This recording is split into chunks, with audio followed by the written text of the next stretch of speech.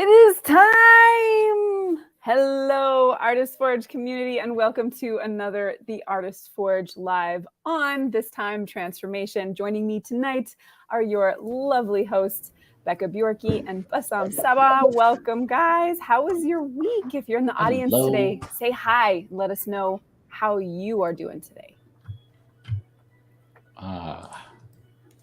That's too much. Making some adjustments to my screen over here. Trying to balance out the faces. Sharon is here. Hello, Sharon. Hi, Sharon. So glad you're with us today. If you are in the audience today, whether you're on YouTube or Facebook or wherever you're finding us, go ahead and say hi. Let us know you are here. Becca, how are you today?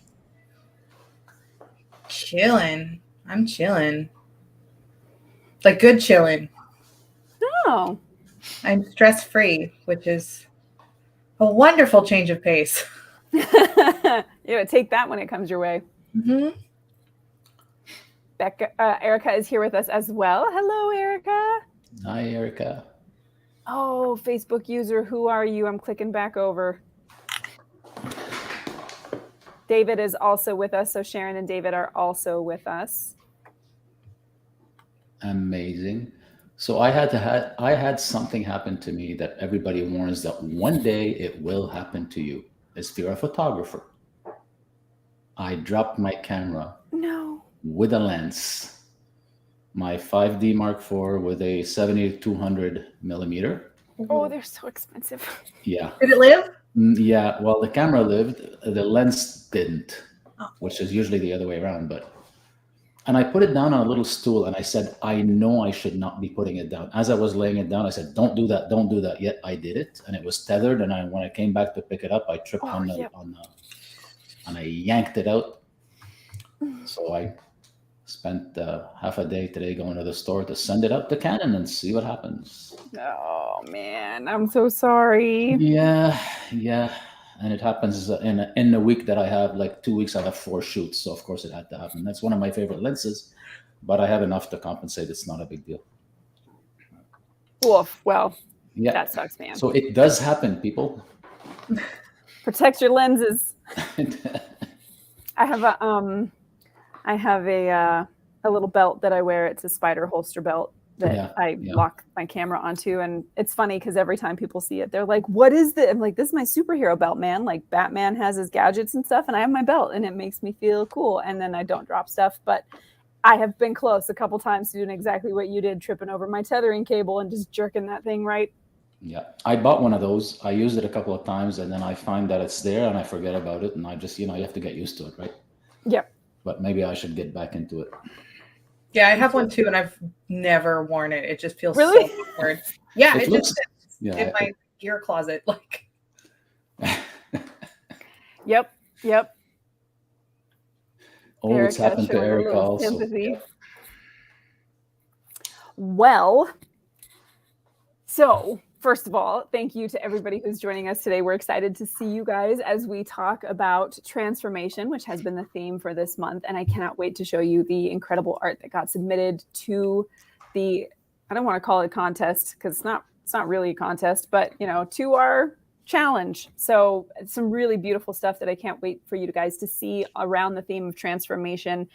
But I want to know first, friends in the audience, and also, of course, to the moderators, have you guys had any thoughts this month so far as part of our conversations or as part of our lives that have really stuck with you? Anything interesting that you feel like I'm going to take this forward with me, or maybe anything interesting that you think has happened in the art world this week or this month that deserves maybe a little bit of conversation? If you're in the audience, don't be scared. Do I have to compensate for Matt not being there today? I know you can. Matt is always one to jump in real quick. I don't want the pressure. I don't want the pressure. You know what I can do while we wait to see if some friends in the audience have thoughts? Let me guys show you my amazing vest. Okay. So here's Bob Ross. There's Bob. I collect pins when I travel to places. So this is from Colorado Springs. from a bookstore that I love there. A Woman's Place is in the Resistance. This one is from New York City, Washington Square. This one is Ain't Nobody Dope as Me. It's from Las Vegas. Oh, Duke Silver. That's for any of my folks who watch Parks and Rec. They'll know that one. Anyway, so I have cool pins and junk all over my vest. It's my kitschy vest. It's my most artistic thing that I have. So I figured I'd wear it today. The most artistic. Yeah, like it's that is nothing there but things that make me happy, and it doesn't have to match, and it's a bunch of ridiculousness, So I even embroidered the back.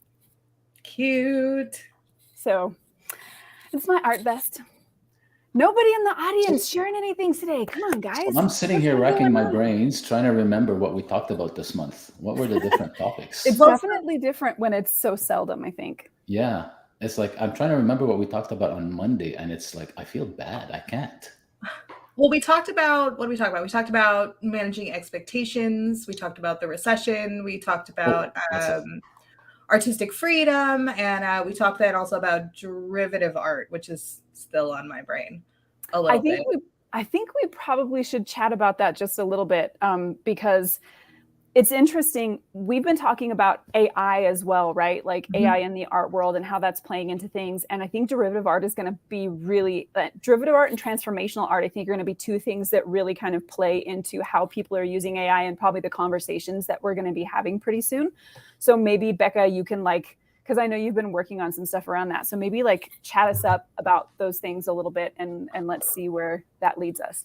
Well, I mean, I'd be kind of curious on your guys' thoughts and everyone who's watching too, because that's kind of what I've been musing over is just the larger scale of what is derivative, what is transformative, and what is ethical, and whether that's something. I've been doing some reading a little bit about the concept of ethics washing, in which people present themselves as ethical, or present their company or their work as ethical, but really they aren't actually taking any ethical action to match up to that display, if you will, kind of look at it as window dressing, I guess. And so when it comes to things like whether it's AI or whether it's using stock photos in your illustration or whatever it is, there's so many realms within art, particularly digital art, that fall under that derivative or transformative kind of umbrella.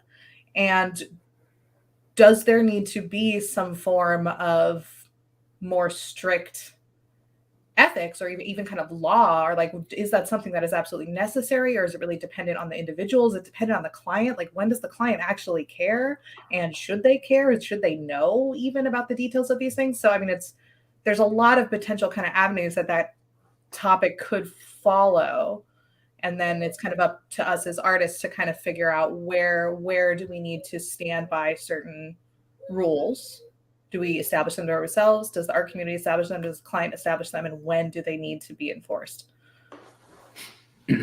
Well, I think the first thing that came to mind when you said that is what laws will it impact in the very short term? And I think copyright laws would be the first place where I think there'll be a lot of cases coming up, a lot of precedences, and a lot of decisions for potentially for courts to make that will probably contribute to I guess peeling the onion more into the copyright laws and establishing some new provisions in there for what AI is doing to the art world, whether it's copyright, even patents could be. I mean, anything related to intellectual property, I guess.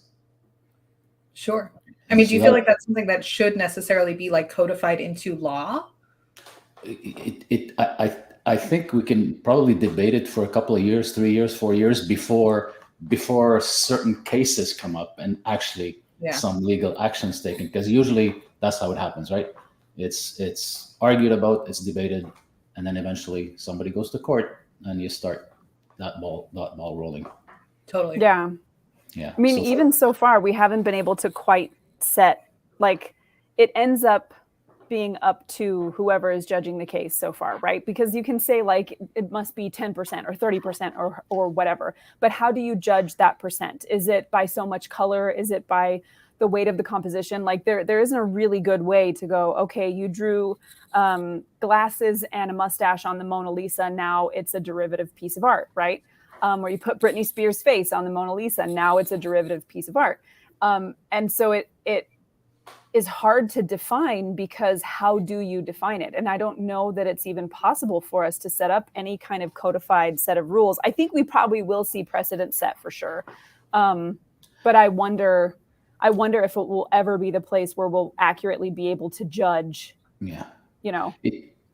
I wonder if the subject we're discussing is in any way being discussed with that overall umbrella AI ethics and AI, all the yes. It's I'm sure they have so many things to look at as the multiple committees they have, or associations or whatever it is. But I wonder if it's not part and parcel what they're looking at in terms of impact of AI, and what does it mean, and what kind of rules do we put around it, and how do we go about that? Or if it's something that, it's something like maybe number 157 on the list, or 2073, or yeah.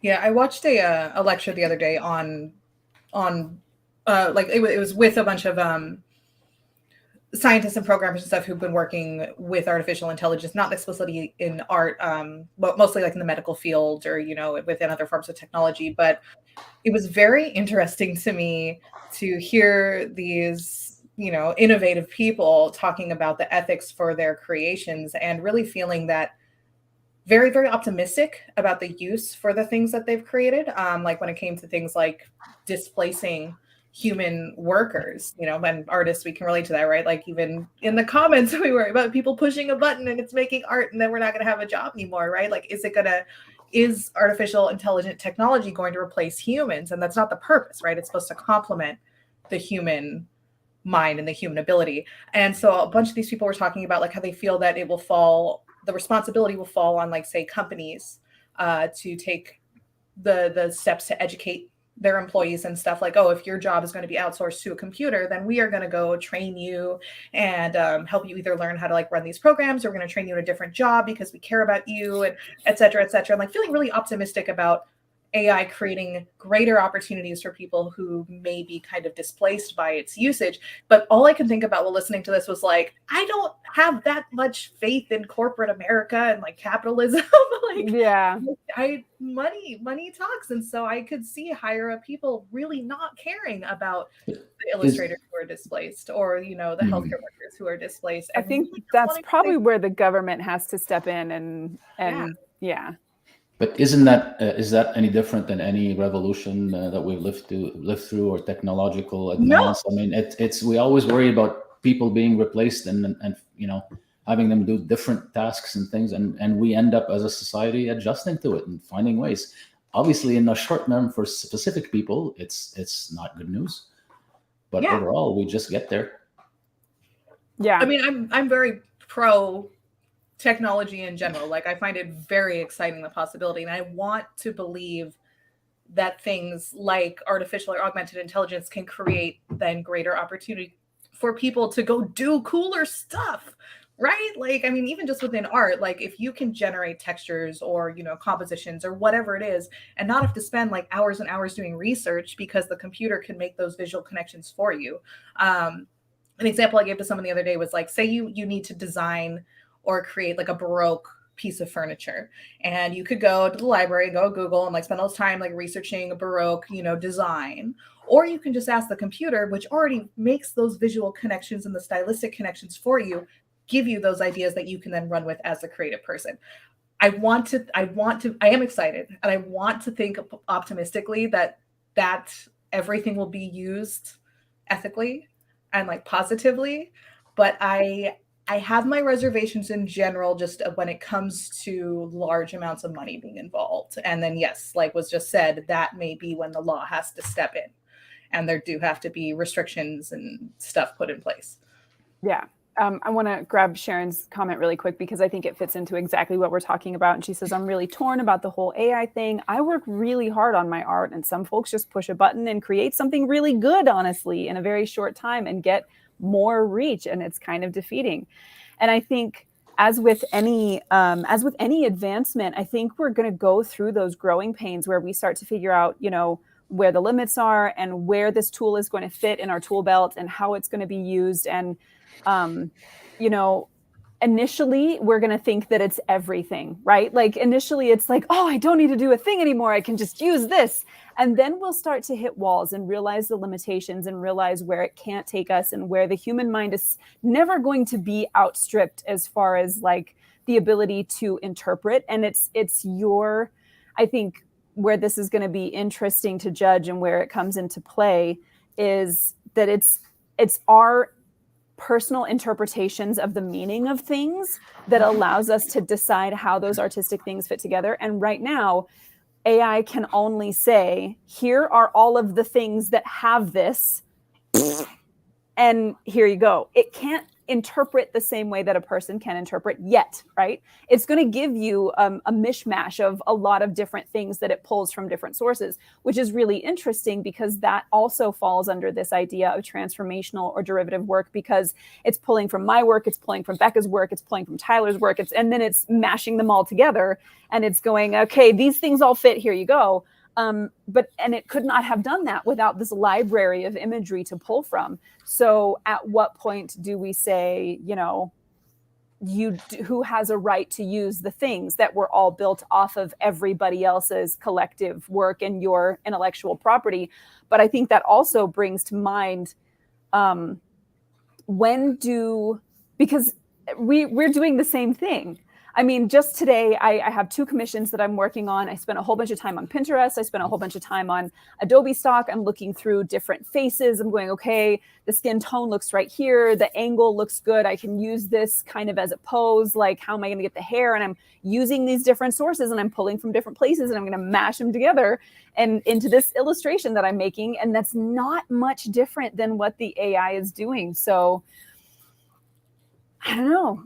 And one more thing, I shared with a lot of my audience, where they can go and start playing around with some of this AI, because the thing that's really cool to me is that there are a lot of folks who don't have access, number one, to the ability to do art for themselves. And number two, they cannot pay somebody what they would need to be paid in order to get that art, right? There's a lot of authors who are trying to make a go of it, and they have nothing that they can use to promote their work except free things that are already out there that really generous photographers or, maybe artists have out in licensing spaces. But they want to hire artists. They want to be able to do that. They can't yet. But these people now have access to, the ability to have a piece of art that at least works for them. Particularly, I have a few friends who are in the disabled community, and she's like, I can't do this for myself. So the fact that this exists is like magic for her to be able to promote her work. So like for me, the access, I think, is really exciting. More people are going to have access to art than ever before. So I think that's really freaking cool, personally.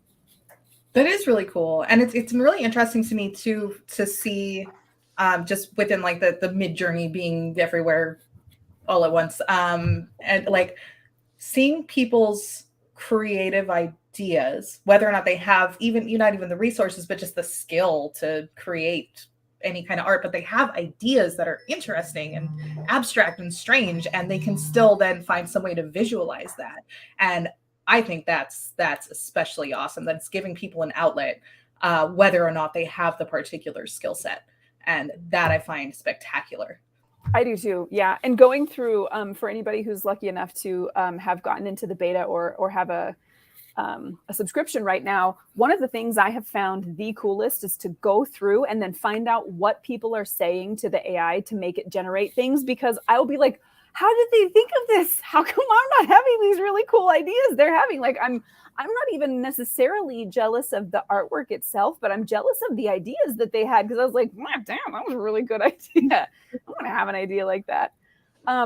But what do we say, I think, to somebody like Sharon or other artists out there who are expressing their reservations as far as like, I work really hard on building my skill at doing this. Somebody can go click a couple of buttons and have a really great piece of work. How do we think about that in terms of like how we relate to that ourselves? I mean, what do we do from here? And as you guys think about answers, and friends in the audience, if you have thoughts, make sure you share those, because we want to have these conversations with you. But I want everybody to think about the evolution of photography, and when all of a sudden every person with a phone had a camera in their hands.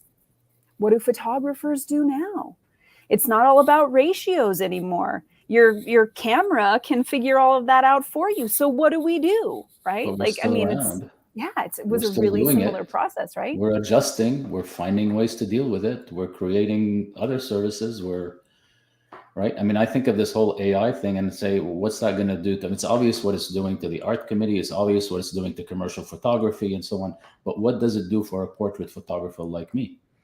Right? Nothing. Well, nothing probably, because there's always going to be people who want to treat themselves to a service that I offer. Right? There may be some invention where they can just do it by themselves eventually, but it's not the same experience. So obviously, every type of art or type of photography or genre of photography is impacted differently. And honestly, in a way, I'm interested in the subject and I like to follow it, but I don't see, as I said before, I'm not jumping on the bandwagon. Like most people will, and I can't see it truly impacting what I do for the timeline that I will be doing it. That's my take on it. Am I interested in the technology? Well, like to dabble with it, maybe, right? But I'm not sitting here saying, well, how am I going to pivot and change and what am I going to do differently? Except to maybe get some cool overlays or cool backgrounds. Yeah, I mean, we're using it. I mean, Photoshop and all these, even Pratik stuff has AI built into it now. So we're using it every day, right? It's just another tool. But fundamentally change what portrait photographers do, I'm not sure. No, I don't think so. I mean, there's even tapping further back into photography. Like, there's still people who shoot film. There's people who still shoot wet plates. Like, there's clients who go out and look for that explicitly, because people are always going to, like you said, they're going to want that experience. They're going to want a specific look, a specific output from the artist. And not everyone is going to want something that looks like this particular style that came out of an algorithm. Well, and people still buy handmade furniture.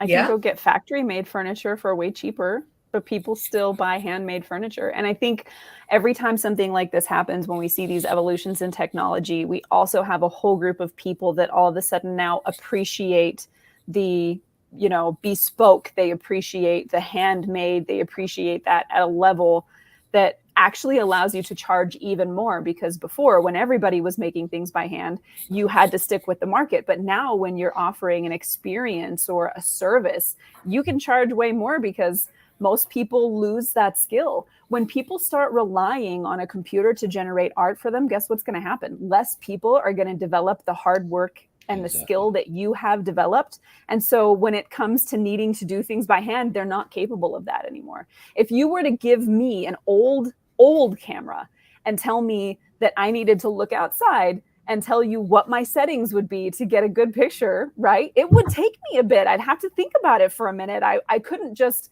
do what a photographer could have done in, 1940 and go f16, and 1/300th of a second, and f whatever. I couldn't just pop that off the same way. Yeah, they had like 24 thumbs, for all the rule of thumbs that they had back then, right? Yeah. I had an old boss who made me do that over and over and over and over in different locations. It was torture, but I'm grateful now. Yeah. I mean, I can look at something and have a general idea of where to go, but like that skill, that instinct that you build when you have to learn that stuff. And then the same is true when we're making art, right? Like you have an instinct for composition and color palette and tonality. You have an instinct for, when a line should be thick and when it should be thin. Like you build the muscle memory, the ability to make a smooth line or to, control your gradient with your paintbrush or whatever it is. People will lose that if they don't continue doing it. And so those of us who maintain that skill, I think, will just become more valuable. On the flip side too, this just in a kind of different section of the artisphere. I have been getting voted off the island in certain groups and stuff, or in different forums for using AI in my artwork recently, ever since it kind of hit that mainstream. And so even bringing up like, oh, well, this, I mean, people have been doing this for a little bit already, but now people have these very, very strong opinions and they can recognize it, in certain circumstance.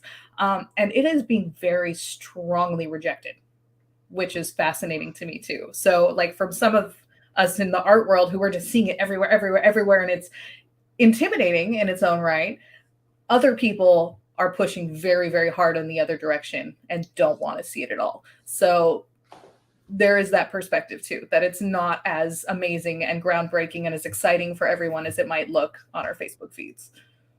Yeah. Yeah. It's been interesting to watch people get very, very sensitive about it because they're like, no, this is invading my space. It's making people lazy. It's, taking away work from artists who have, built their careers over decades of learning to do this kind of thing. But that's like you said, Bassam, that is what happens when technology advances. When cars replaced horses, all of the people who were carters were like, well, what am I supposed to do now? I've been a carter for 30, whatever years. Yeah. We have to evolve. And that is where things are going. And if there isn't any stopping it, right? Like for narrators right now, it's a struggle because of course, Google and some of the other big companies are bringing in AI voice. And so you have these computer generated voices that are able to narrate things like fiction books. Can they do it yet to the same level that a human narrator can? No, just like these AIs cannot replace human artists yet. Is it going in that direction? Yep. Does that mean that there's going to be disruption in that industry? 100%. But you kind of have two options there. You either learn how to ride the wave or you get crushed by it. And I don't intend to get crushed by any waves. So I want to look at it as an opportunity to just like ride a badass wave until the next wave comes along. And I want to figure out how to ride that one too. I'm not going to sit back and become like constipated in my thinking and be like, well, not me. It's you're not stopping it. This is where it's going. So like I have to figure out a way to love it. But I think a lot of it has to do with what your purpose is and what your intent is, right? Who are you competing with? So to look at Sharon's comment about, somebody can now just click a button and get the same result or just as good as a result. And she's right. You can get some pretty awesome stuff, right? So somebody can do that, and yet I worked so many hours to get to the same spot. Well, are you really competing with those people? So if you are, then you better get on the bandwagon and start being more efficient at what you do, because the result is essentially similar for people who are buying because of the result itself and what it looks like. So mass photography, stock photography, Walmarts of the world selling art, whatever, right? As opposed to if you're not competing with them, people don't buy art just because of what it looks like. Some people buy art, most people buy art because they have a connection with the artist. They love their story, they love their purpose, they love their vision, they love all kinds of things about the actual artist before they even think of buying art, right? So who are you competing with? I think is an element, a decision, factor. Yeah, I mean, you have to figure out your position, right? Like, what is your position in the market? And that's, I think, going to be a really big question for people to answer. Claudia is here with us as well. Hello, Claudia. That's Claudia. I think that was Kelly. Oh, was it? Kelly I think I went over to check. Is that the lovely Kelly? I miss Kelly. Oh, I think I'm behind over here. Like I'm looking over here and seeing, oh, Claudia was before. Okay. Things are not showing up at the same speed where I'm at and the book of faces, so I'm confused. It's Kelly. So Kelly, I would love to know what you think of this, because I know Kelly was really having fun playing with the AI and getting excited about some of the things that she was generating. And being an artist that works in multiple disciplines, I'm super interested to hear, Kelly, what you think of the role that AI is going to play and how we can be thinking of it as artists. So we have time for a little bit more discussion before we take a look at some of the beautiful work that was submitted for the theme of transformation. Do you guys have any more thoughts you want to kind of touch on and give people something to think about? Well, I mean, just kind of generally in the same overall realm, do you guys have like kind of ethical rules for yourself on how much of your work you'll allow to be derivative or transformative, whether it's stock or whatever? It's not even on my radar screen because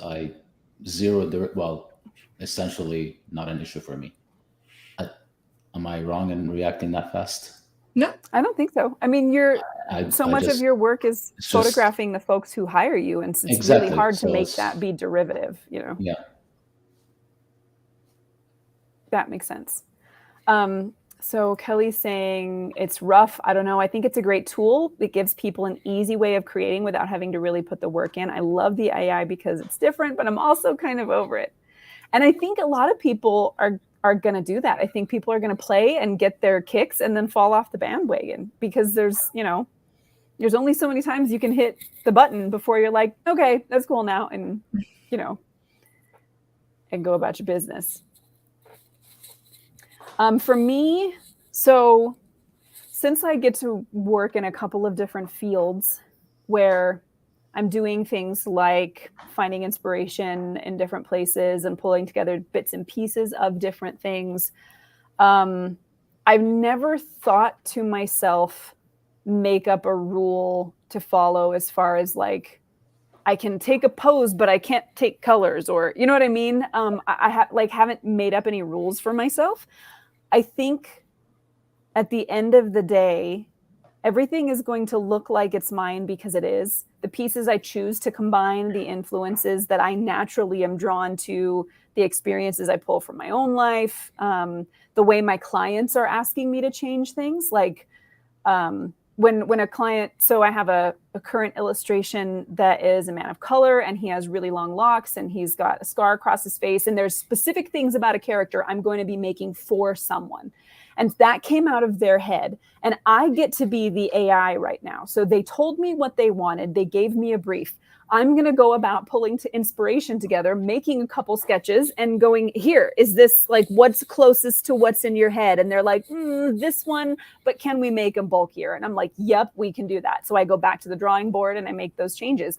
It's a really similar process to what people are doing when they're going through that. So since it's coming from so many places, I've never thought to myself, like, where do I draw the line? Or like, is there a stopping point? Because it's always more than one thing, right? Like, I don't look at one thing and go, I'm going to make that just like that person did. I don't have any interest in that. I want to make my stuff. So yeah, I don't know. Just a second. Kelly also saying it's also not as satisfying as creating the art yourself. That being said, if someone can't put their ideas to paper, maybe the AI opens up a whole new world for them. And I would agree. Nobody is ever going to have the feeling of completing a piece of work they didn't make unless they made it. You know what I mean? Like there isn't anything that compares to that. You worked 36 hours on something and you look at it and you're like, my child, I have birthed through my pain and suffering. You can't get that out of pressing a button. You can be like, ooh, cool. But that's all you got. Do you disagree? I'm just thinking, if after I spend 36 hours on something, I kind of want to never look at it again. Initially, right? Like you come back to it like a month later and you're like, well, you're either like, dang, or you're like, can't believe I made that.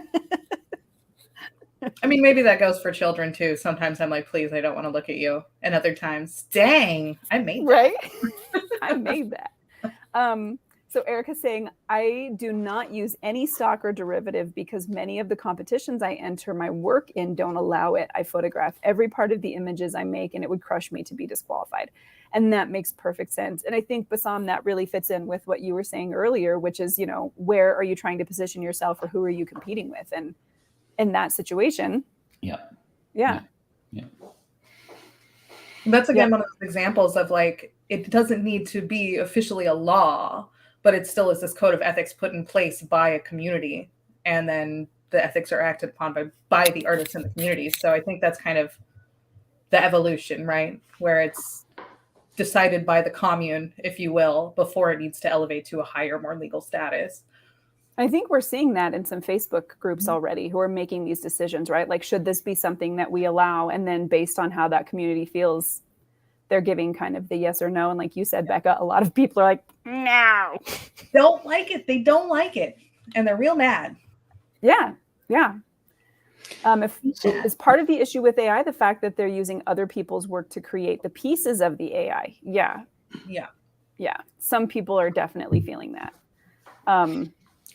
But I don't honestly see how that's any different from what I'm going to do when I make an illustration.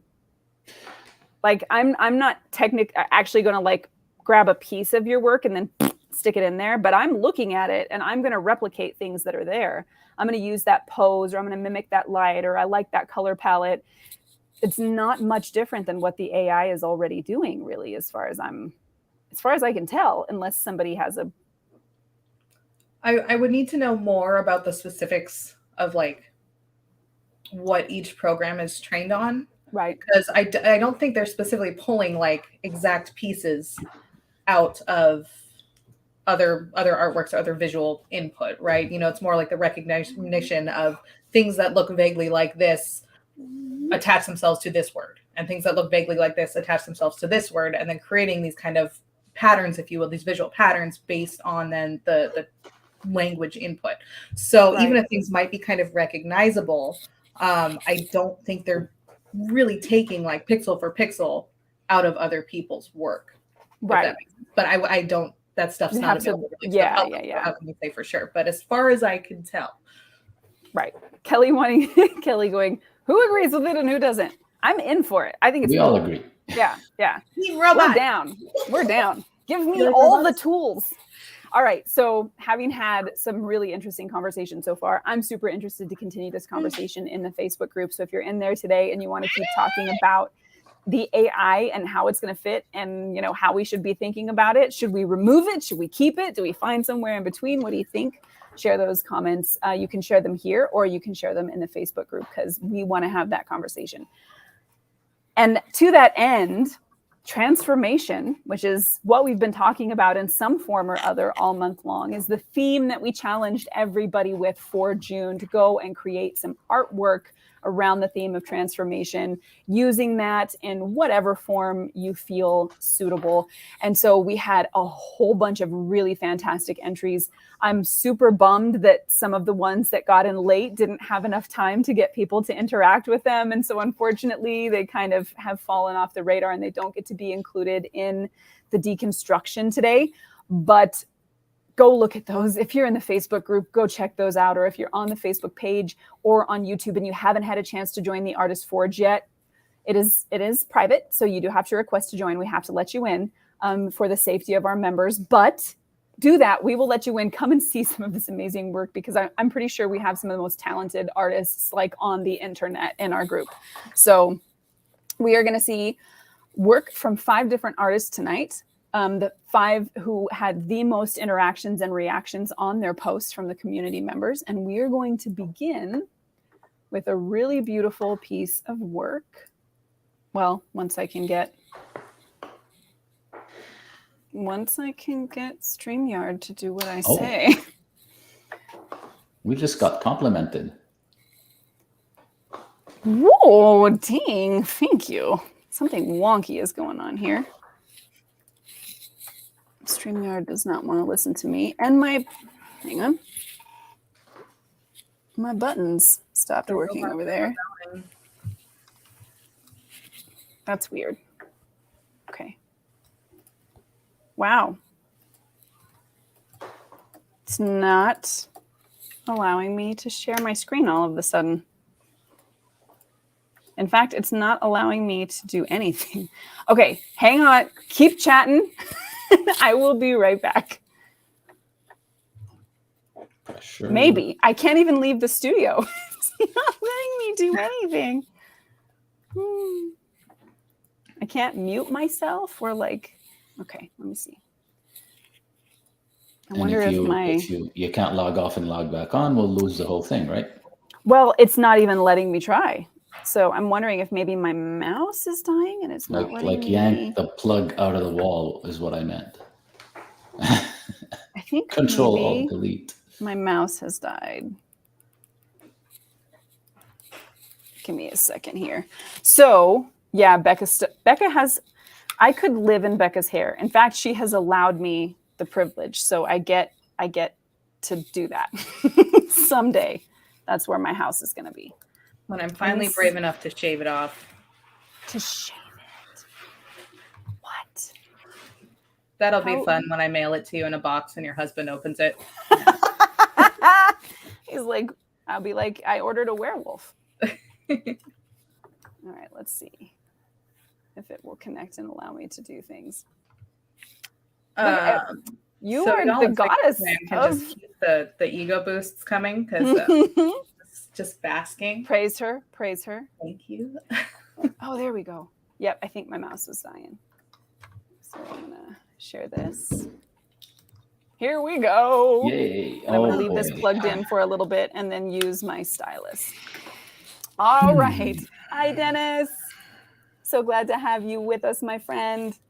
All right. So we are looking at the first image of the evening by Lindsay McDougall, voted on by our group as being one of their favorites. So if this is your first time with us, what we do is we take a minute to take a look at the art. We don't try to deconstruct it yet or pull it apart. We just want to see how it makes us feel. And then we share that in the comments. Let everybody know just how it makes you feel. Don't try to talk about composition or worry about light or anything like that. Just think about the feeling. And then once we've established how this image makes us feel, we start asking ourselves why. What did the artist do to contribute to making us feel this way? And then we'll think about things like composition and expression and subject matter and color palette and all of that good stuff. So take a couple minutes, or seconds, I should say. Have a look at this. And then how does it make you feel?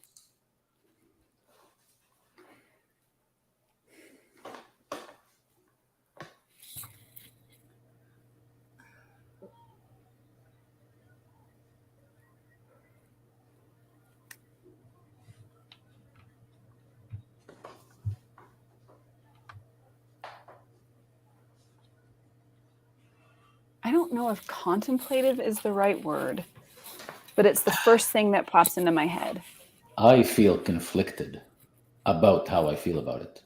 Yeah. Ooh. It doesn't convey conflict. I just feel conflicted. I'm trying to figure out the two things it actually makes me feel, which are probably opposites. So Nina's saying melancholy was the first thing that came to mind. Beautiful melancholy. Sharon saying, feel like being carried away. Erica saying the word exhale comes to mind. That's a Dennis getting into some of the technical stuff. Of course. I can't pick a word either. It feels like going. Yeah. It's sadness, but it's not sad. Yeah, I don't really, it's not giving me sad so much. Serious, maybe, kind of somber, I guess, sort of, but not deep sadness. I think Nina's melancholy was pretty close, but for me, it's not quite there either. And I don't know if it's one of those words we just don't have in English. I think that's Kelly saying despair, but underlying hope.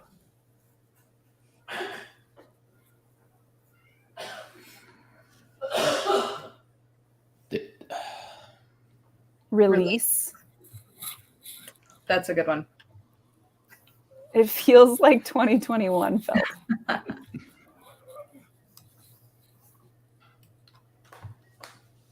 Dennis saying, I think part of the quandary here is the butterflies are generally happy, hopeful elements, but the expression looks otherwise. Maybe that's...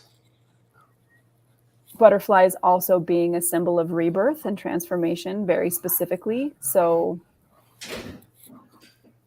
I think whatever level Erica is on, I'm on that exact same level.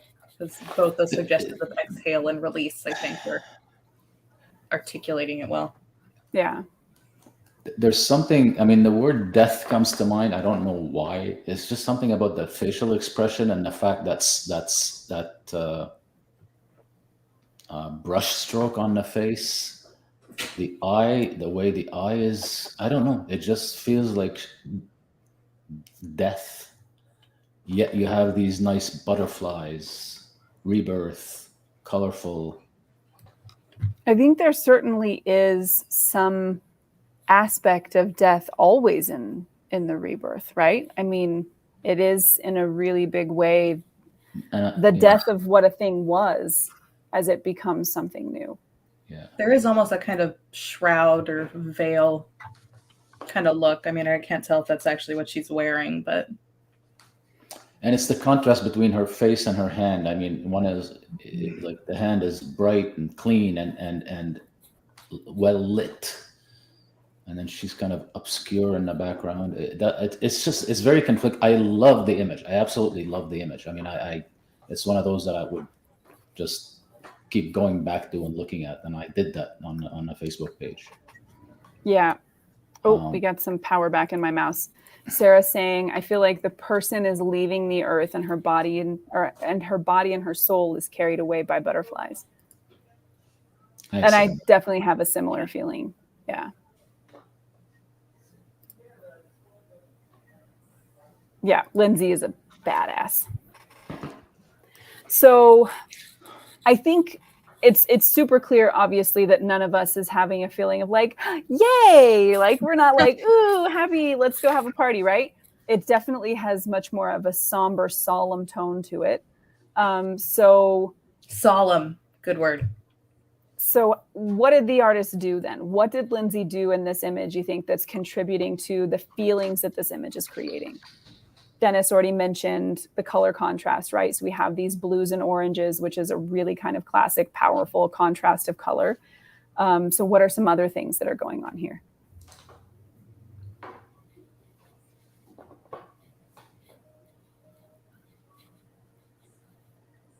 The blur, Erica mentioning for sure, which is a kind of a downward motion blur, right? Almost like she is kind of slowly unbecoming. Yeah, the smearing for sure. And then somebody saying, yeah, the expression. You know what? Doesn't it almost in a way, hang on. Looks like when you're laying underneath the water in a bath and just your nose and your mouth are out and you're about to take that breath and go underneath. In a way, it feels like that. Very Ophelia when you put it that way. Yeah. So there's the one butterfly that's kind of off. I'm doing the thing again where I'm gesturing that you guys can't see. The one that's off to the right of the screen. And I feel like that one's almost a little more clear. It's like they get more and more coherent as we move away. Interesting. Sharon mentioning that the face is being obscured, and I think that's really important as well. I mean, there's your face is part of your identity, right? And when you lose that, all of a sudden you start to become anonymous, or you stop being whatever it was your face made you or represented for you. And I think that's really great symbolism as well. The clothing. So yeah, we have this dark clothing that you can't tell what it is. Is that a sweater? Is that a blanket? We don't know. The movement, like Nina said. I think also interesting that we have this subdued but contrasty light, right? This is not bright and airy. It's very dark. We have, if you notice, the heaviest color, the darkest color down here, and then we're transitioning to the lightest and the brightest color up here. So kind of in the background, we have definite movement this way in the image, but of course it's balanced by the composition coming that way as well. Yeah, no, it's balanced. And I was just looking, there is some negative space in front of her, right? Even, I mean, obviously there's that one butterfly, but it is negative place. It is heavy on the left hand, on the left side of the picture. Mm-hmm. But that negative space kind of goes along with that bright, somewhere to go, Yeah. right? I mean, the butterflies are obviously moving that way. I think there's also something, and you'll have to tell me what you think, but I think there's also something to the fact that the blur is moving downward. The way that gravity moves, the way that tears move, the way, you know, it would be, I think, have a completely different feel if the blur was going behind her or above her. Sure. Yeah. The tear reference, I could definitely see that adding to that solemnity, whatever the word. Yeah, the solemnity. The image makes me think of relief. It makes me feel like she's exhaling and the butterflies are coming off of her. It almost feels like one of those scenes, like in a, I don't know, maybe like kids' cartoon or something, where the special character goes back to the ether or dies or something, and they poof into butterflies. The butterflies, you know, so it's kind of that vibe. And I appreciate too, like, even though it's obviously a photograph, it isn't relying on the photorealism. Like the dreaminess and the surrealism of it is still very much there, and I'm enjoying that. It gives it this kind of dreamscape sort of effect. Yeah, agreed. Lovely, lovely. We could stay on this one forever, but we can't because we still have many images to see. So, Lindsay, thank you so much for letting us see your beautiful, beautiful image and pick it apart and figure out what you did. If this image has any particular feeling to you that you want to be able to communicate, if you're here today and you want to share it in the comments, we would love for you to do that. Until then, we're going to go ahead and say thank you so much to Lindsay, and we're going to move to this next image by Sharon. This image is by Sharon Spencer. And go ahead, just like with the last image, take a little bit of time to look at this, see how it makes you feel, and then share how it makes you feel in the comments. Don't worry too much yet about picking it apart, just straight feelings.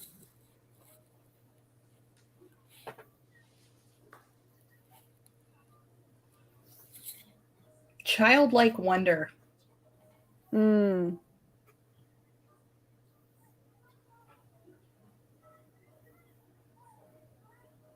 I definitely have some hope.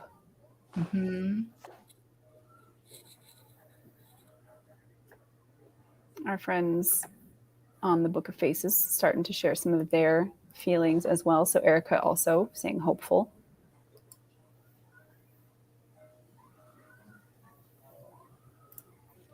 Nina as well, same feeling. I like that you mentioned that wonder, Becca, because it definitely has the feeling of when you're little and you're going to go touch a butterfly that's on a branch or something, you know. And then mom is dragging you back to reality. Don't touch it. Dennis saying, reaching for heaven.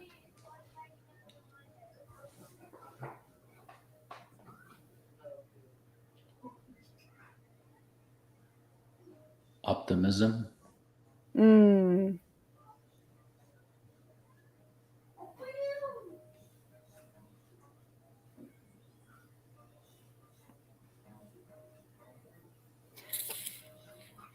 I definitely also, it's all tempered, you know, like the hope is there, but we still have pulling hands.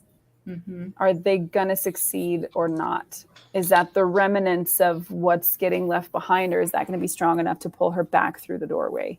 And you know, it's a really great balance there of not relying too much on one emotion. So she's got tension, which I think is great. And all artwork almost always benefits from some form of tension, some form of conflict, even if it's subtle. It feels very gentle. And I mean, speaking of tension in particular, I was looking at the lack of tension in the hands grabbing the bed sheet is what it looks like. It's not a violent get back in here. Right. It's coaxing. It's gentle. Oh God. Yeah. What happened? No, just as you were saying that, it's I'll share the thought I was having in just a minute. It's good. It's sad. It's good. it's sad. Is very much, we very much have Renaissance hands. You know, we've got the hand of God reaching out to Adam, you know, in the delicacy of those hand positions.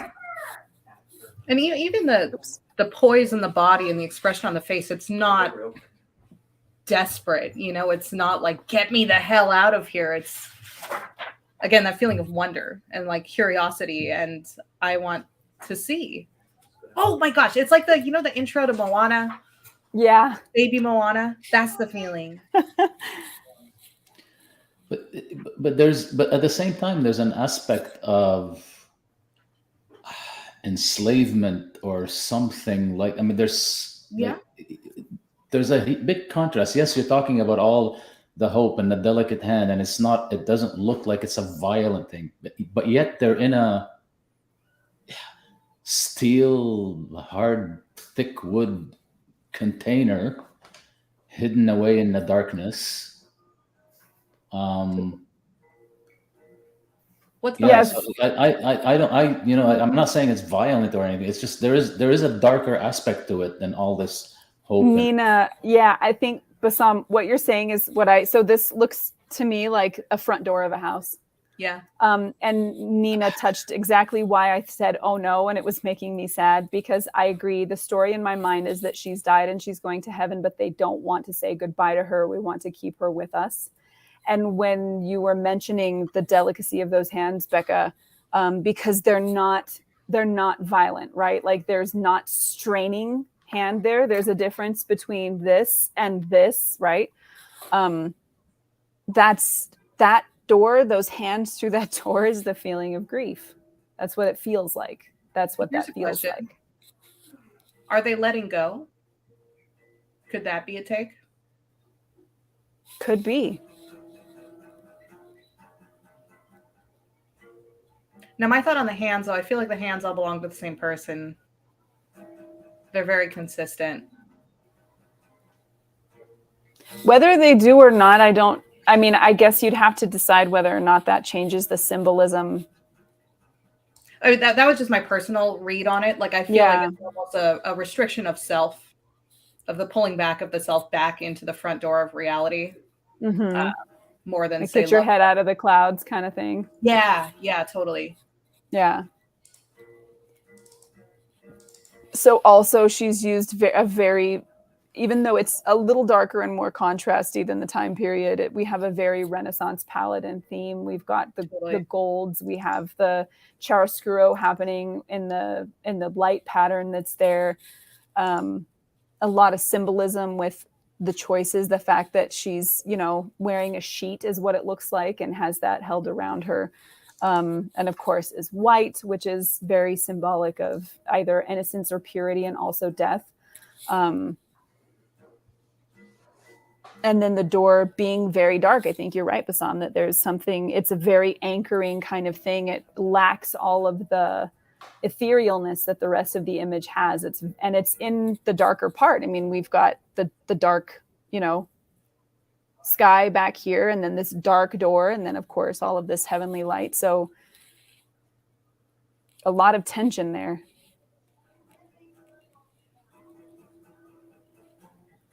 Can you zoom in on the windows? Is there anything behind there, or is it just it's dark? The sky? There's nothing, right? Mm-hmm. Yeah. Yep. It is a front door. Now you can see the handle. Yeah. Mm-hmm. Obviously. Yeah, I'm sorry if that wasn't clear enough before. Yeah, it's a front door, and then of course we've got the front door windows and everything there. I think what's leading me to feel like it is that kind of head out of the clouds dreaminess of it is the fact that it's a night sky, which, while feeling very Renaissance, very fresco overall, it still has this very explicitly nighttime sky. And again, I'm assuming it's a bed sheet. That's how I'm reading it, as a bed sheet. Like, it feels like actively in a dream at night because of those choices. Sure. I think for me, the fact that it's the front door of a house, and you're body is the house of your soul, and there's a symbolism there, and leaving your house, which is where you live, and then also, you know, leaving your body. And so for me, I think that's why it reads so much more. But I'm also somebody who has experienced a whole lot of death. Sure. You know, many family members, very close people to me. And so it feels natural to me that, you know, the symbolism reads that way. What I'm saying is I'm obviously reading it that way because of my life experiences. Well, that's the fun, right? Right. 100%. Where is Sharon? Tell us. All right.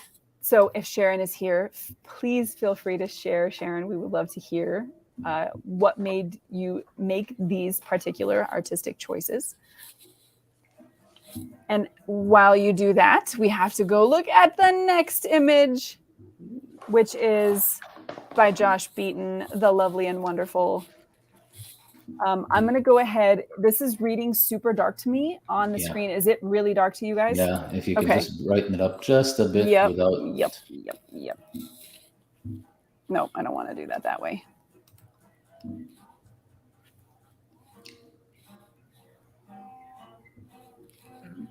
This is 100% accurate representation of pregnancy. Does that look better?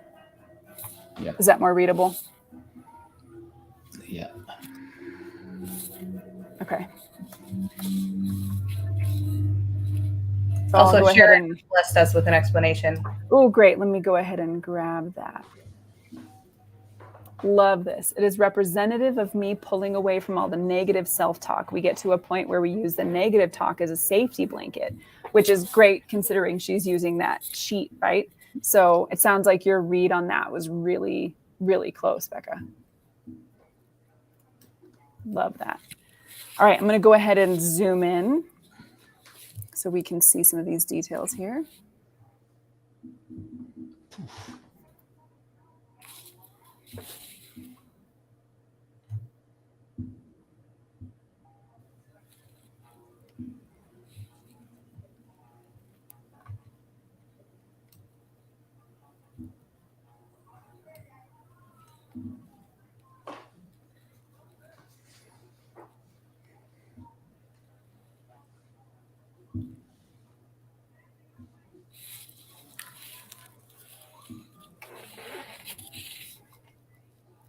Definitely discomfort.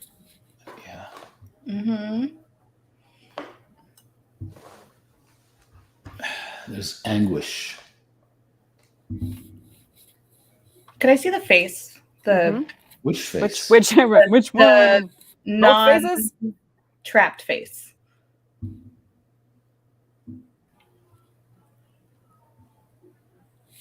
Cool.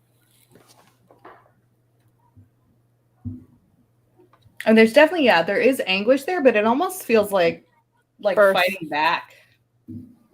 Feels like birth to me. I think you were that. I have experienced this with small childs in my gut.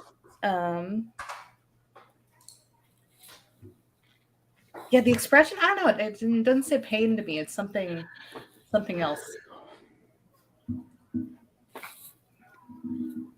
Hi, Bryce. Bryce is with us. Bryce, the kick-ass artist. So Erica's saying torment.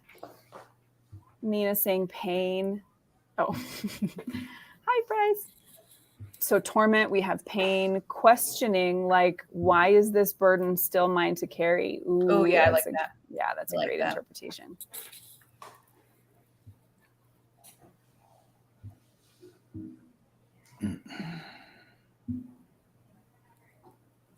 I mean, I've absolutely had my anxiety feel this way. Mm-hmm. Like something you can't keep inside you that's constantly finding a way to get out, and it deforms you.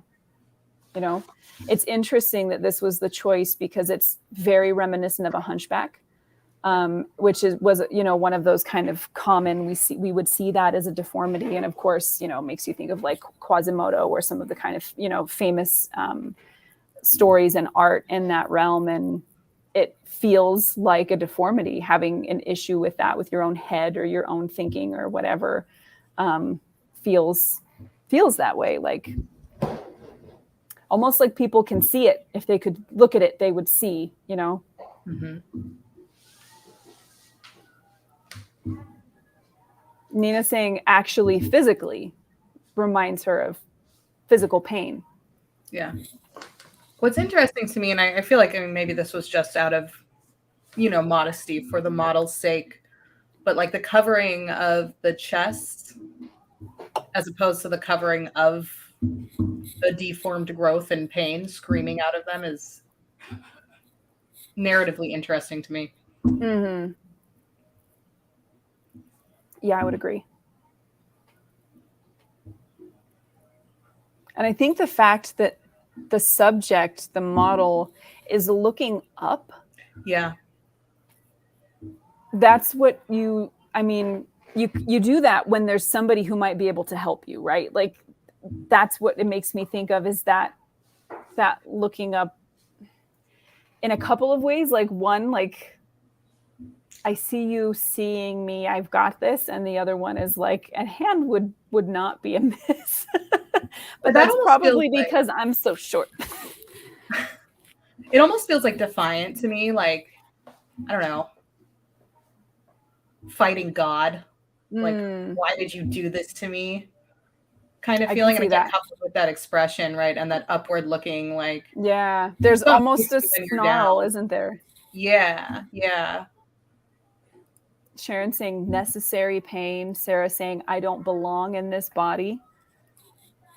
Now that's an interesting comment from Sarah. I mean, it's like I feel like we're focusing on the model with the, you know, visible body and head as subject, but is the subject perhaps actually the secondary character under the skin? Yeah. The inside, which I think almost fits really well as a counterpoint to Sharon's image, because this inside version of the subject maybe is the part that hasn't been able to get out of the negativity yet, or the self-talk yet. And maybe considering the fact that the subject is wearing this black, you know, skirt, which is kind of reminiscent of obviously, you know, darkness or despair or all of the different connotations that black can have. I mean, could very well influence that reading.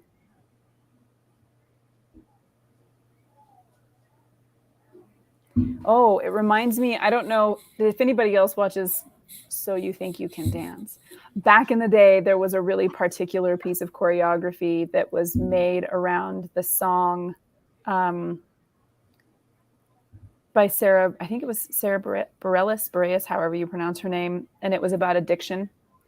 And I think the first part of the lyric is something always brings me back to you. Oh, the song is Gravity. I don't want to fall another moment into your gravity. And it has to do with addiction and the relationship that an addict has with the part of themselves that is addicted, or the addiction itself. And for some reason, as you were saying that, Becca, this just made me think, you know, of me and my addiction. Like it felt like a tie. Yeah, I could see that for sure. Nina, me too. I love that show. Are the tattoos actual tattoos, or are they? I believe so. They look cool. I just wasn't sure if they're placed otherwise. I believe they are. Yeah. Yeah. The only tiny thing I kind of wish Josh had been able to do is transfer some of the skin texture to, you know, the fabric that was used for the composite. It works either way, but I think it might have just lent a little bit of extra realism there. But I mean, God, this expression. Yeah, it's great. And it's interesting. Like, I feel like this reads very just being familiar with what Josh's work looks like. It reads like his work. Oh, like yeah. Stylistically like his work. And then it has this twist to it. And I appreciate seeing that, like, you know, for especially portrait photographers who are here with us and watching, like, how can you take these things you do so well that are maybe more classic and make them a little more conceptual? And I think it's done very well here. Yeah. From his regular work. Yeah. And I think the fact that the light is coming down from above says something as well. Yeah, totally. And he gives us those yummy shadows. Mm-hmm. Sucker for the hard over shadows. I'm for it. Any other thoughts, y'all, before we look at the next image? The burden of living with yourself and the battle between your inner and outer thoughts, or your inner and outer self. I can definitely see that for sure. So many ways to read this, which is fantastic. I love it when an artist gives us enough to interpret using our own experiences, but remains ambiguous enough that they're not slapping us in the face with their intentions. I think this is a really great image that is able to ride that line. All right. Because we can't stay and we got to keep moving on. Next, an image by Aaron. Ooh, move that over a little bit. No, do what I say. So take a minute to go ahead and look at this and then tell us how it makes you feel.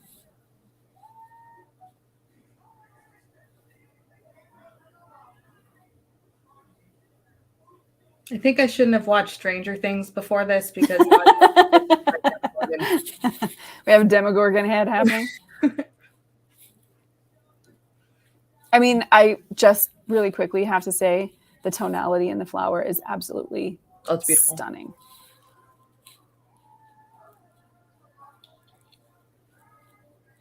I'm a little bit uncomfortable though.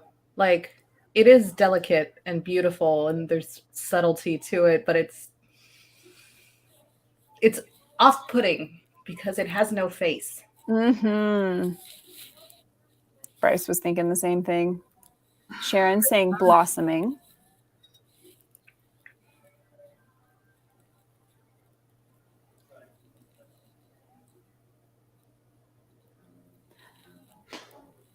This is going to sound convoluted, but it makes me think I want the beautiful things so much that I cease to be myself outside of them.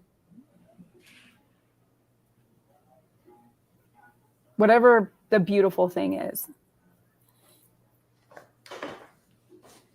And with a theme of transformation, it's so interesting to think about. The word trapped comes to mind. The body seems trapped. It's as if that person is struggling with getting out of where they are, yet, the flower is kind of representative of where they want to be. The body language is very, very still and stiff, isn't it? Yeah. It's, I mean, to a point where the breast is compressed almost flat. Mm-hmm. It's constrained, trapped. And then presenting the self as the flower. And you got this beautiful thing of blonde hair coming out the back. It's like I was looking at that as well, Bassam, and wondering, I can't decide if I like it better because the hair is there or if I wish the hair was gone. I personally would wish the hair was not there. There's something humanizing about the hair. Yeah. And it looks like it's just like back in a ponytail too, which is interesting. It isn't done up and delicate and beautiful. It's right tied back, just like the chest. Yeah. Very like work a day. Mm-hmm. Would it be obviously it's obviously a woman, but would it be obviously a woman if the hair wasn't there? I mean, that's a fair question. I think. What is the transformation here? Right. Well, I mean, that's kind of interesting in itself, right? Like, it isn't like an especially feminine presenting body, but I think that the flower too is kind of giving it that sort of femme tilt.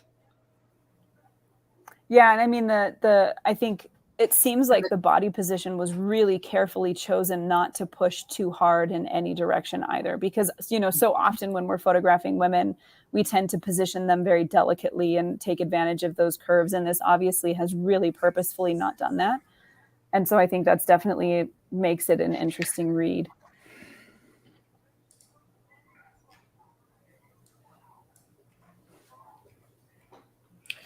Is it medical tape? Is it a shirt? What is it?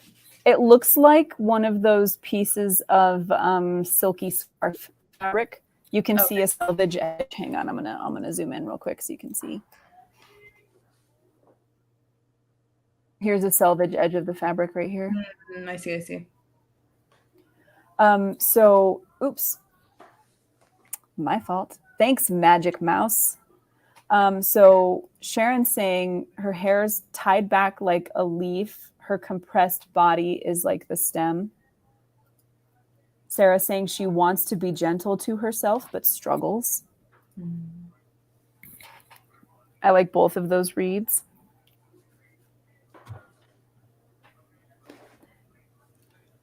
You know, interesting too, maybe something to consider. Two things popped into my head. So there's a poem called The Rhodora, and the famous line from that poem is, if eyes were meant for seeing, beauty is its own excuse for being. It's about a person who happens upon a flower growing in an unexpected place in the forest where nobody would have seen it before. And he's like, why is this flower growing here where nobody saw, where nobody could have seen it? And maybe if flowers are beautiful, then beauty is the excuse. Like, it needs nothing else. It's beautiful. So that kind of made me think of this. But then also the fact that for beauty to have value to a person who can see, you must be able to see it, right? So there's maybe some kind of tension there. All we see is the flower, not the face. I think maybe beauty hiding the complexity there. Yeah. The black and white brings all that focus right there to that flower too, and that definitely feels very intentional. In color, I mean, it'd still be lovely, but it wouldn't have that immediate focal point, I think, in the same way necessarily, depending on what was used. Right.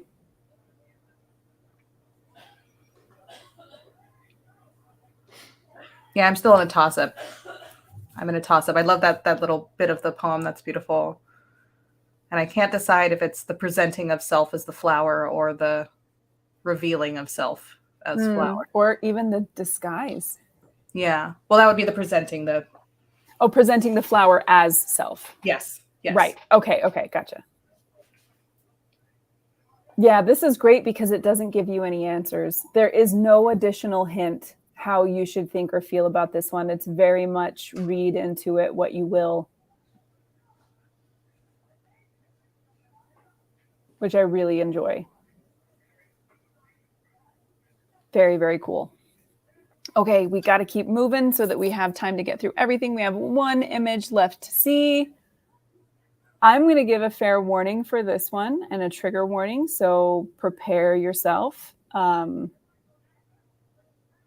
don't even have the right potential trigger warnings to give for this, but give yourself a, if you're not comfortable, feel free to go. We love you. You don't have to stay. Whoa. Oh, yes, that one. Really super powerful, striking image by Erica Manning. Yeah.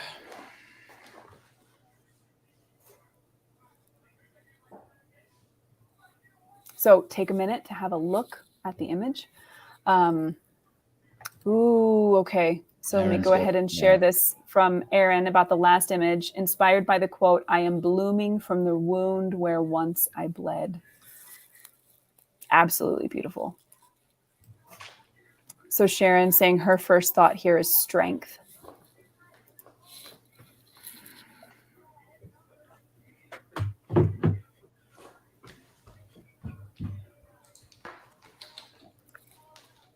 Powerful, Dennis saying. Whoa. What's happening here? Don't know. You don't know?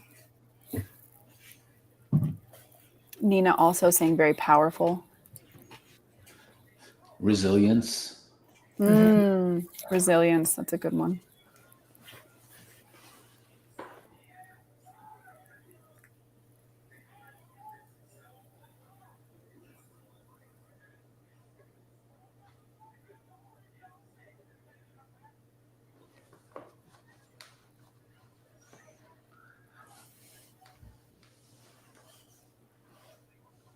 It's interesting. So Erin's saying defiance, which I love.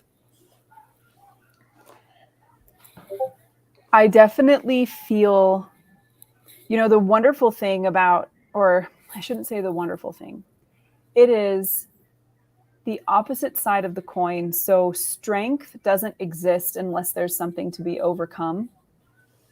And power doesn't exist unless there is something to fight your way through. Defiance doesn't exist, right? Like all of these things require something to overcome. And I feel the pain of that overcoming. This image makes me feel the pain of the overcoming. It's when I look at this, I don't see hope and I don't see power. I see that the moment before, if that makes any sense. Maybe I'm not making very much sense, but there's always a kind of a dark night of the soul before you learn to stand on the other side without the pain or the fear. But this is the pain point for me. It feels like the pain point. Sharon saying submitted to the outcome. Sarah saying liberated.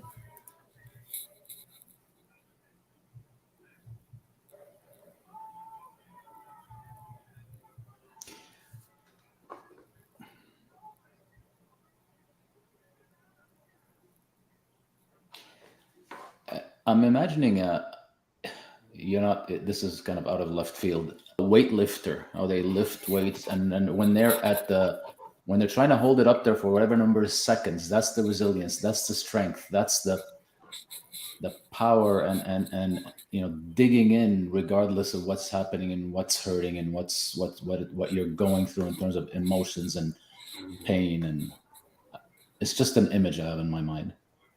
Bassam, it's interesting that you chose that, because those moments where you have to hold the weight long enough for that to be counted are the most painful moments. Right. Like that is when your muscles hurt and burn and shake. And that's absolutely the feeling I get with this is when you come out on the other side of something really hard, you don't just feel like, yay, I'm good.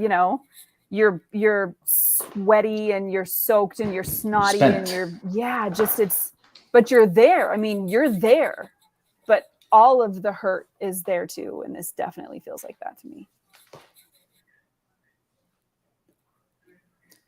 I'm blown away by the 5 facial expressions and how she managed to put them together so well. Yeah, I think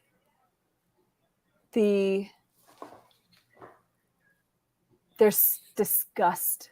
Yeah, the one on the left. And judgment. Right. Yeah.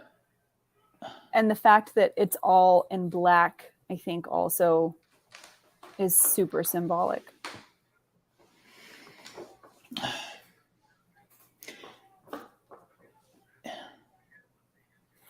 And I think having the jacket off the shoulders, and almost binding around the arms there, but the subject is not just allowing themselves to be bound, right? Like, so there's a difference between the 3 on the right basically and the 1 on the left, because the 1 on the left obviously identifies her because of the tattoo. I know the faces are exactly the same, right? But we don't see the tattoo in the other 3 people. Mm-hmm. So that's kind of herself looking in disgust at herself.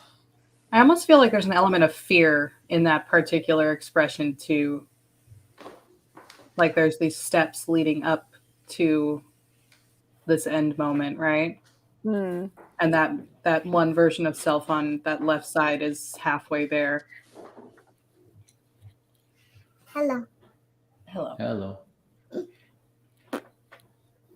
Yeah, I think there's something for me in the lines of the mouth that I can't read anything but disgust in any of these faces. And it's this. Yeah. Yeah. It's the drawing up of the eyebrows on that face. Right. for me. And the one on the opposite side, also her expression is a little bit different. Just a little, yeah. I'm trying to think of the word. It's like a "Are you for real?" kind of expression. It's interesting because we have very, very clear disgust. Everything in this face is disgust. We have looking down the nose. Mm-hmm. We have side eye. All of the ones where you can see a lot of the whites of the eye are super indicative of emotion. And this whole like, you know, disdain. Disdain's a good one, yeah. Sharon saying, yeah. Can you get off me? And then, of course, we have the center figure, face turned up to the light, obviously that being super symbolic. I love the fact that we can see the strain and the pull in the muscles and tendons here. I think that that is super important. Yeah, that's what gave me that image of the weightlifter, right? Yeah. And the thick neck that's kind of oversized compared to the body right now. Right, because of that strain, yeah. Yeah. And the fact that we have a bare chest here that is completely exposed, nothing to hide, everything on display. And it's all presented then again to that overhead kind of universal light, right? Like, here I am. Yeah. To the world.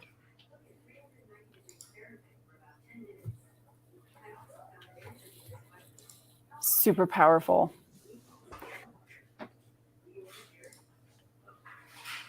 On the photo end, I just got to say, I love that color in the backdrop. Oh yeah, it's so good. It's like, just the color all over is so just like subtly rich. Yeah. Not detracting or distracting from anything going on in the image. Agreed. So I just want to pull in really quickly because I think this hat is a really interesting choice. And I know Erica doesn't do anything without a purpose. So I want to see. Lone wolf is what the hat says. So Erica's saying, this client came in for her consult and told me she didn't think she was beautiful. Everyone around her says that she is, but she doesn't believe it. She judges herself so critically, especially because her body is not what it once was. She hides behind her wigs and tries to be someone else. The center figure is the real her breaking free of that self-judgment.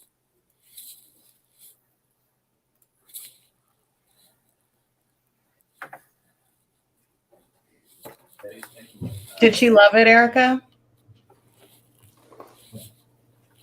That's what I want to know. Mm-hmm. I would cry. And I'm so glad that she came in and trusted you with this and you were able to make this for her.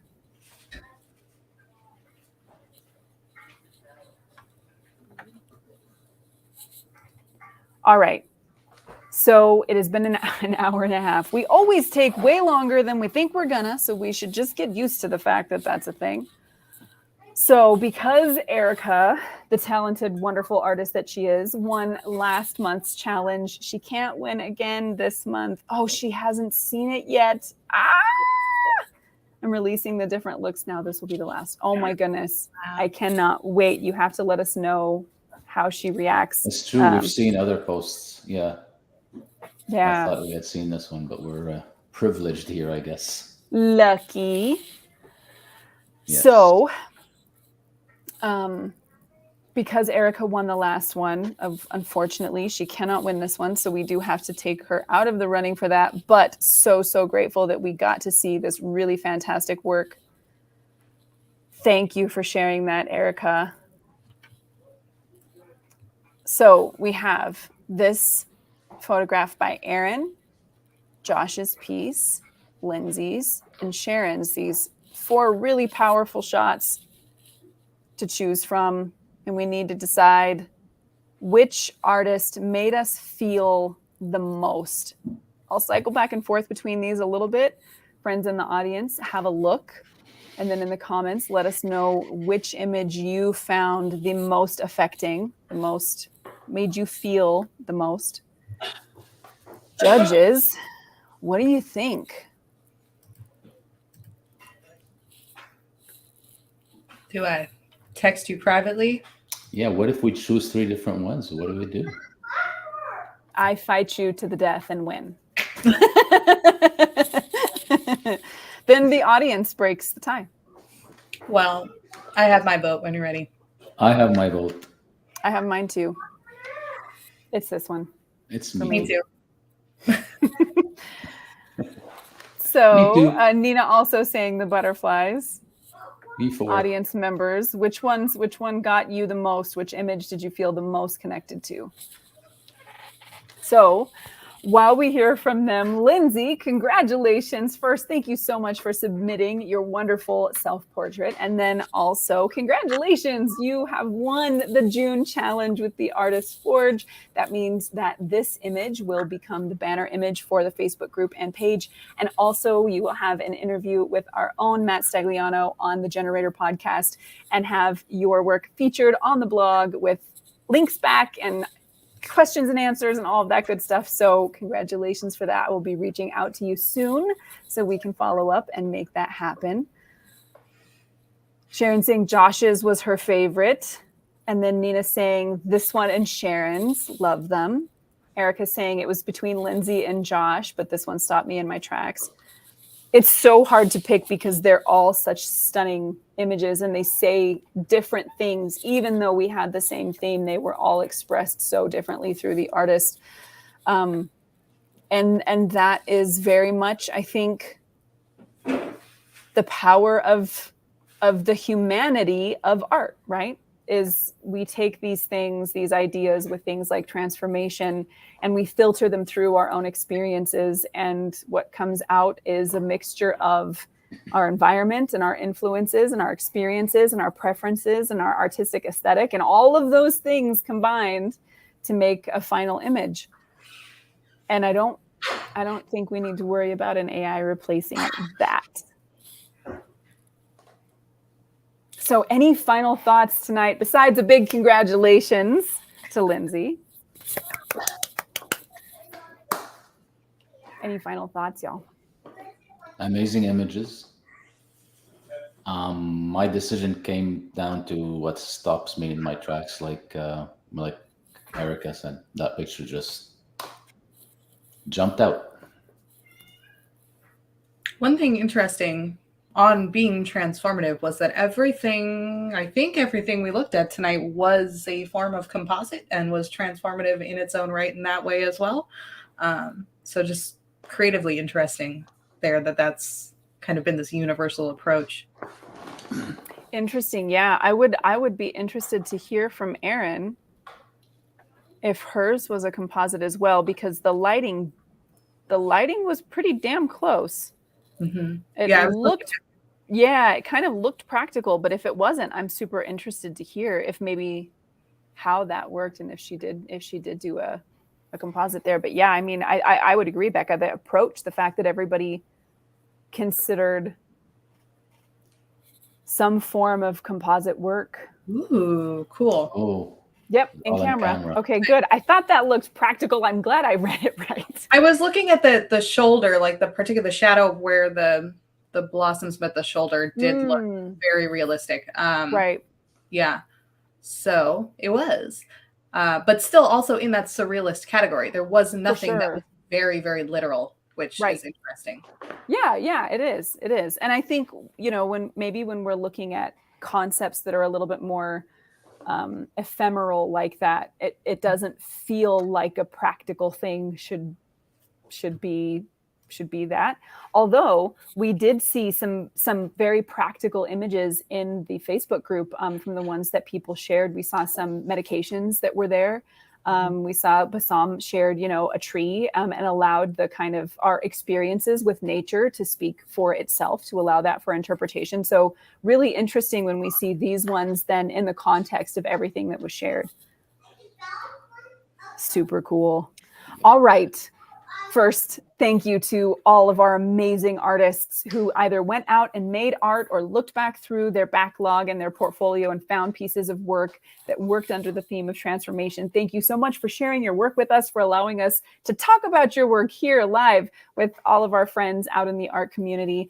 And then, of course, thank you to Becca and Bassam for being here tonight and helping check these images out and break them down so we can understand them together. We, of course, will be together tomorrow morning, bright and early at 7 a.m. Mountain Standard Time. That's 6 a.m. for the West Coast and 9 a.m. for the East Coast, afternoon for our friends overseas. So we hope you will join us then so we can talk about cool art stuff and learn more how to think like artists. And then, of course, we'll be together again after that next week on Monday. So every Monday and Friday at 7 a.m. Mountain Standard Time in the morning. And come and hang out with us in the Facebook group. Go make sure you check out theartistforge.com, where blog posts and podcasts about art are going up all the time. So there's great information there. Let other people know that we're here, will you? If you enjoy coming and learning more about art, can you tell people about us so they can come and be part of the fun too? We want to see their art. Until tomorrow, have a fantastic night. You can't, well, maybe some people will go make something tonight. If you're going to go make something, I hope it's amazing. And if not, have a good night. We'll see everybody tomorrow morning. Bye, friends. I hope you feel better, Erin. Oh, no, Erin has the COVID. Yeah, hopefully quick recovery. No, okay, yes. Sending you all the good vibes for a quick recovery. Let us know if you need anything. Post it in the group. Maybe we can send you some cookies or something. Bye, everybody.